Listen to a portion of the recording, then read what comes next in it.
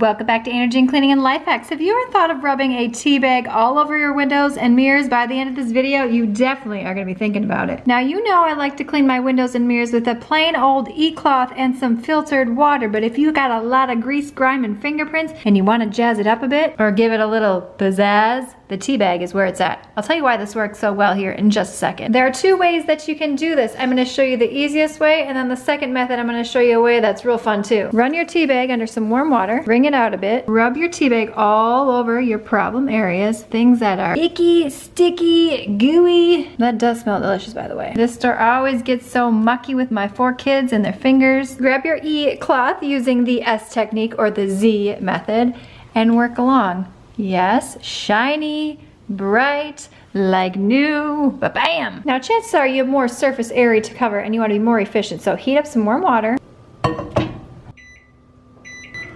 That is nice and warm. Now steep your tea bag for a couple of minutes. Fill up an empty bottle.